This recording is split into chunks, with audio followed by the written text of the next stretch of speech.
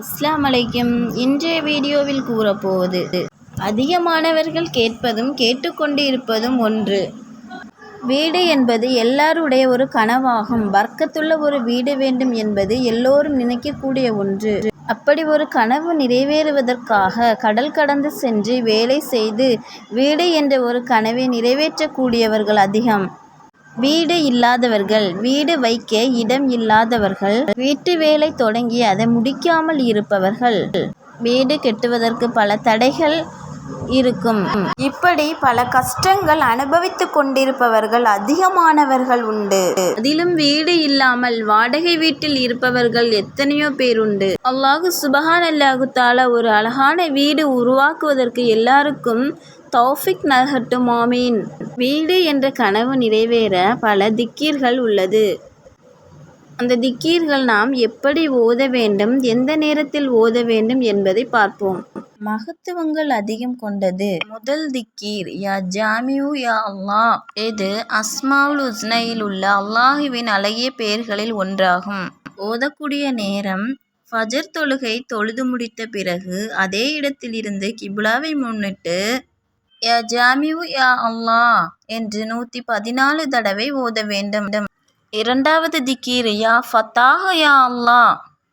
இது ஃபஜர் தொழுகை தொழுது முடித்த பிறகு 71 தடவை யா ஃபத்தாஹ் யா அல்லாஹ் என்று வலது கையை நெஞ்சில் வைத்து ஓத வேண்டும்.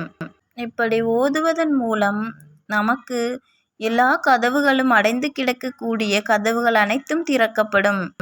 மூன்றாவது திக்கீர் யா மாலிக்குல் முல்க். இந்த திக்கீர் ஃபஜர் தொழுகை தொழுது விட்டு 212 தடவை ஓத வேண்டும். இப்படி எல்லா ஃபஜர் தொழுகை தொழுது முடித்த பிறகு யா ஜாமிஉ யா அல்லாஹ் 114 தடவையும், யா ஃபத்தாஹ் யா அல்லாஹ் 71 தடவையும், யா மாலிக்குல் முல்க் 212 தடவையும் ஓத வேண்டும். புனிதமிக்க வெள்ளிக்கிழமை எல்லா ஜுமா நாளிலும் யா லாரு யா அல்லாஹ் என்று 100 தடவை ஓத வேண்டும். இப்படி ஃபஜர் தொழுகை தொழுது முடித்துவிட்டு இந்த 3 இஸ்மையும் ஓத வேண்டும்.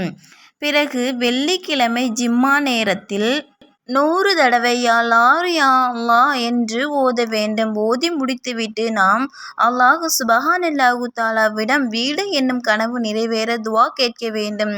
இன்ஷா அல்லாஹ் கண்டிப்பாக அல்லாஹ் சுப்ஹானல்லாஹு தஆலா நம்முடைய தேவைகள், வீடு என்னும் தேவையை நிறைவேற்றி தருவான்.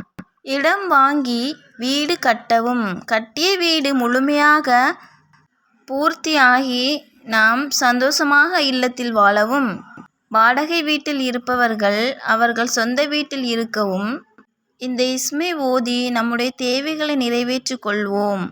தேவைகளை நிறைவேற்றிக் கொள்வதற்கு அல்லாஹ் சுப்ஹானல்லாஹு தஆலா தௌஃபீக் நல்கட்டும். ஆமீன். அஸ்ஸலாமு அலைக்கும்.